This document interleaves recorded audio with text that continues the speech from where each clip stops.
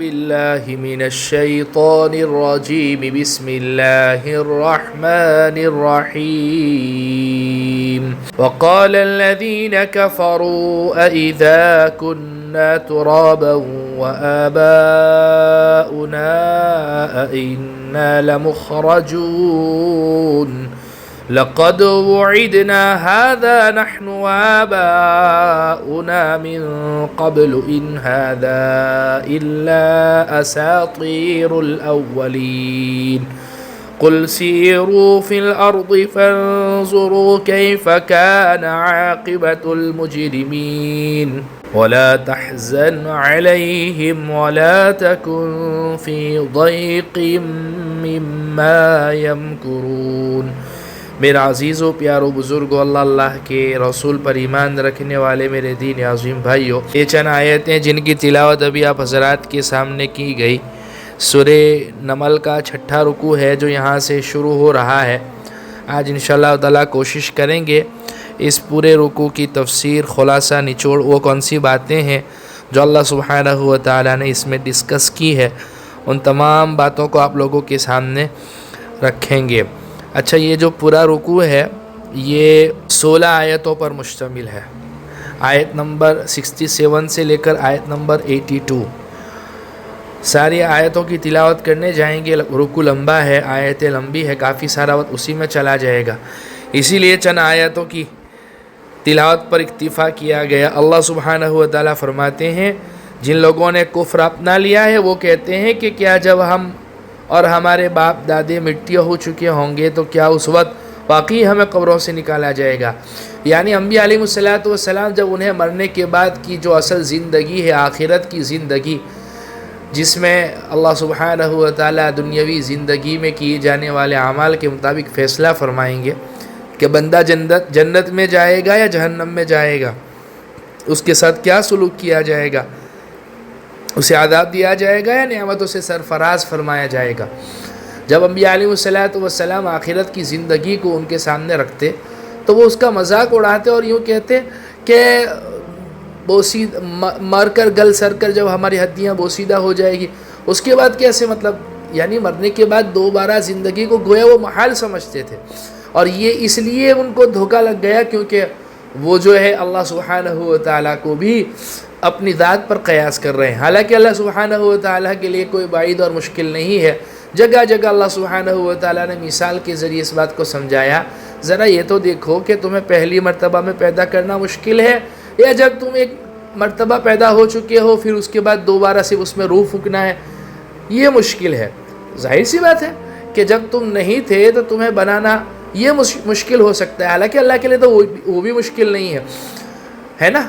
ورنہ آپ دیکھتے ہیں دنیا میں اس کے تجربے اور جو ہے یہ اس کا مظاہرہ ہوتا رہتا ہے آئے دن کہ جو چیز انسان ایک مرتبہ بنا لیتا ہے تو اس کے ذریعے کئی ساری کاپی بنا لیتا ہے ہر چیز میں، ہے نا؟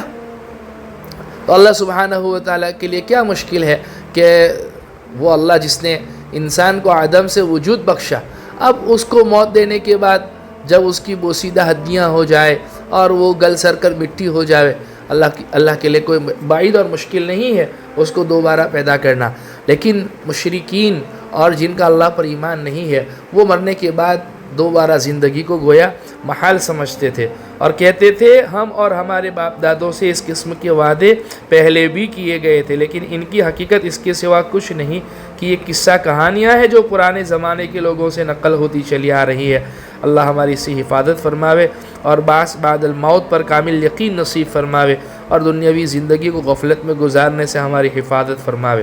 اللہ سبحانہ و تعالیٰ فرما رہے ہیں کہو کہ ذرا زمین میں سفر کر کے دیکھو کہ مجرموں کا انجام کیسا ہوا ہے، کیا یہ زمین میں اسفار نہیں کرتے؟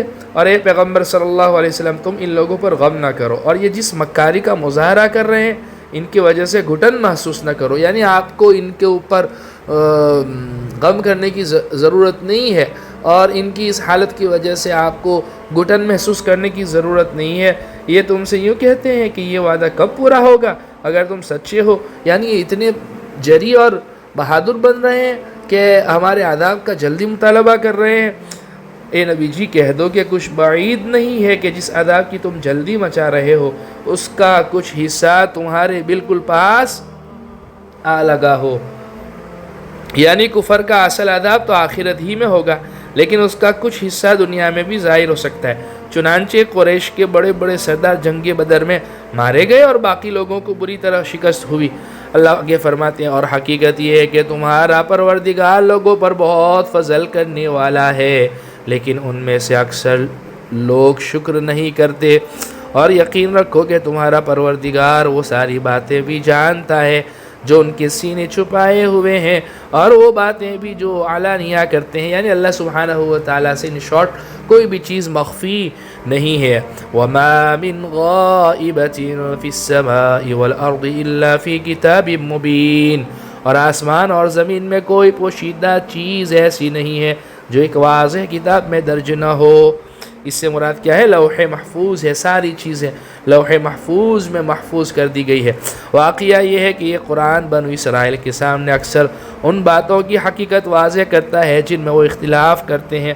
یہ بھی قرآن کریم کی حقانیت کی دلیل ہے کہ جن معاملات میں بنی اسرائیل کے بڑے بڑے علماء میں بھی اختلاف رہا، قرآن کریم نے ان کی حقیقت واضح فرما دی.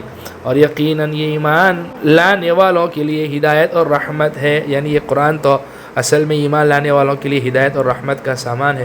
اور آپ دیکھیں تو صحیح اللہ سبحانہ و تعالیٰ نے اس کے ذریعے کیسے بنجر دلوں کو جو ہے ویران دلوں کو آباد کر دیا، ہرا بھرا کر دیا، اور کتنے انسانیت کو اللہ سبحانہ و تعالیٰ نے اس کے ذریعے ہدایت عطا فرمائی.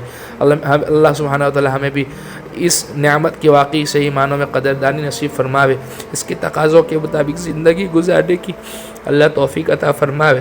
ہم سے اب تک جو غفلت، کاہلی، کوتاہی، سستی ہو گئی ہو قرآن کریم کے تعلق سے اللہ ہماری اس سے حفاظت فرماوے.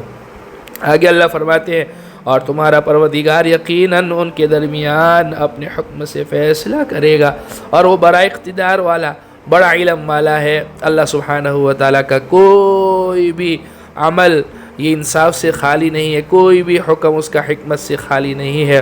اللہ سبحانہ و تعالیٰ ان کے درمیان جو ہے اپنے حکم سے فیصلہ کرے گا. اور یقیناً اللہ تو بڑے اقتدار والے ہیں، بڑے علم والے ہیں. لہذا فرما رہے فَتَوَكَّلْ عَلَى اللَّهِ إِنَّكَ عَلَى الْحَقِّ الْمُبِينِ. لہذا اے پیغمبر صلی اللہ علیہ وسلم تم اللہ پر بھروسہ رکھو، یقیناً تم کھلے حق پر ہو. إِنَّكَ لَا تُسْمِعُ الْمَوْتَى وَلَا تُسْمِعُ الصُّمَّ الدُّعَاءَ إِذَا وَلَّوْا مُدْبِرِينَ. یاد رکھو کہ تم مردوں کو اپنی بات نہیں سنا سکتے اور نہ تم بہروں کو اپنی پکار سنا سکتے ہو جب وہ پیٹھ پھیر کر چل کھڑے ہوں، اور نہ تم اندھوں کو ان کی گمراہی سے بچا کر راستے پر لا سکتے ہو. تم تو انہی لوگوں کو اپنی بات سنا سکتے ہو جو ہماری آیتوں پر ایمان لائے، پھر وہی لوگ فرما بردار ہوں گے. اور ظاہر سی بات ہے آپ جو ہے اسی کو اپنی بات سنا سکتے ہو نا جو سننا بھی چاہے، جو ماننا چاہے، جس کے دل میں ماننے کا جذبہ ہی نہ ہو، سننے کا جذبہ ہی نہ ہو، جو ضدی ہو، اناری ہو اور آپ کی ہر بات کو، آپ کے ہر دلیل کو وہ مطلب انکار ہی کرتا چلا جائے، تو ایسے لوگوں کو کہاں آپ سنا سکتے ہیں. اور جب ہماری بات پوری ہونے کا وقت ان لوگوں پر آ پہنچے گا وَإِذَا وَقَعَ الْقَوْلُ عَلَيْهِمْ أَخْرَجْنَا لَهُمْ دَابَّةً مِّنَ الْأَرْضِ تُكَلِّمُهُمْ أَنَّ النَّاسَ كَانُوا بِآيَاتِنَا لَا يُوقِنُونَ.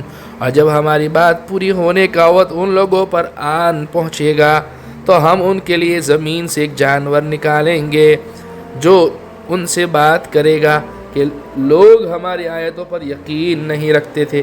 قیامت کی آخری علامتوں میں سے ایک علامت قیامت کے بالکل قریب یہ ظاہر ہوگی کہ اللہ تعالیٰ زمین سے ایک عجیب الخلقت جانور پیدا کریں گے جو انسانوں سے بات کرے گا. بعض روایتوں سے معلوم ہوتا ہے کہ اس کے فوراً بعد قیامت آ جائے گی اور اس جانور کے نکلنے کے بعد توبہ کا دروازہ بند ہو جائے گا. دابۃ الارض اللہ سبحانہ و تعالیٰ نے قرآن کریم میں 2 جگہ پر اس کا تذکرہ فرمایا ہے. جو ہے حدیث میں یوں بھی آتا ہے کہ وہ اس کے ہاتھ میں جو ہے موسیٰ علیہ السلام کا عصا ہوگا اور کس کی انگوٹھی ہوگی. بہرحال وہ کافر کے اوپر کافر اور مومن کے اوپر مومن لکھ دے گا. مشرق و مغرب جو ہے پوری دنیا کا وہ گشت لگائے گا. اور ظاہر سی بات ہے کہ اس کے بعد پھر بعد میں قیامت آ جائے گی تو توبہ کا دروازہ بند ہو جائے گا. اس کے بعد یقین لانے کا اور ایمان لانے کا فائدہ کچھ نہیں ہوگا۔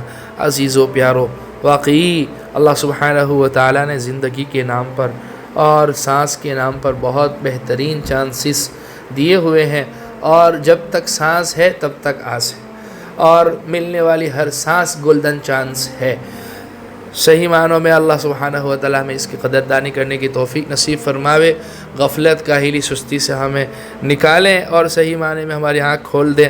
الناس نیام اذا مات انتبہوا، حضرت علی رضی اللہ عنہ کا قول ہے، لوگ سوئے ہوئے ہیں، جب مریں گے تو آنکھیں کھلے گی، لیکن اس آنکھ کے کھلنے سے پہلے دنیاوی زندگی میں اگر ہماری آنکھ کھل جائیں اور ہم اپنے آخرت کے سفر کی توشے کی تیاری کریں، اور جو فرائض ہیں ہمارے ذمے اور جو ذمہ داریاں ہیں اس کو اگر ہم نبھائیں اور اپنے آنے کے مقصد کو دنیا میں اگر ہم فراموش نہ کر دیں اور اس کی تیاری کریں، تو واقعی جو ہے پھر بعد میں ہمارے لیے مزے ہی مزے ہیں۔ دنیاوی زندگی چند روزہ ہے، آخرت کی زندگی ابدی ابد ہے اور ہمیشہ باقی رہنے والی ہے۔ اور اللہ فرماتے ہیں تمہاری حالت یہ ہے تم دنیاوی زندگی کو ترجیح دیتے ہو، حالانکہ تمہیں ترجیح آخرت کو دینی چاہیے۔ آخرت دنیا کے مقابلے میں بہتر بھی ہے اور باقی بھی رہنے والی۔ دنیا نہ بہتر ہے نہ باقی رہنے والی ہے۔ آج جو امیر ہے کل غریب ہے، کل کا غریب آج امیر ہے، آج کسی کے پاس بادشاہت ہے، کل وہ جو ہے فقیر بن جاتا ہے، اور یہ تو آنے جانے والی چیزیں ہیں۔ روپیہ ہو، پیسہ ہو، دولت ہو، منصب ہو، عہدہ ہو، کرسی ہو، جو بھی ہے، انسان ایک حالت میں کبھی نہیں رہتا ہے۔ یہی دنیاوی زندگی کی حقیقت ہے۔ ہم موت کے آغوش سے آئے ہیں اور موت ہی کے آغوش میں چلے جائیں گے۔ بس بہرحال جو ہے بڑا کٹھن مسئلہ ہے مرنے کے بعد کیا کی جو حالات ہے، احوال ہے، اللہ ہمیں اس کی تیاری کرنے کی توفیق نصیب فرماوے۔ اللہ ہماری قبر بھی جو ہے نورانی بنا دے اور آخرت کی باقی منزلوں کے لیے آسانیاں مقدر فرماوے، آخرت کی تیاری کرنے کی توفیق نصیب فرماوے۔ تو بہرحال یہ جو ہے سورہ نمل کا 6واں رکوع تھا، جو 16 آیتوں پر مشتمل تھا، جس کی تفسیر خلاصہ نچوڑ آپ لوگوں کے سامنے رکھا۔ اللہ سبحانہ و تعالی ہمارے اس مبارک سلسلے کو قبول فرماوے، نجات بخشش کا ذریعہ بناوے، کہنے سننے سے زیادہ عمل کی توفیق عطا فرماوے۔ وآخر دعوانا الحمدللہ رب العالمین۔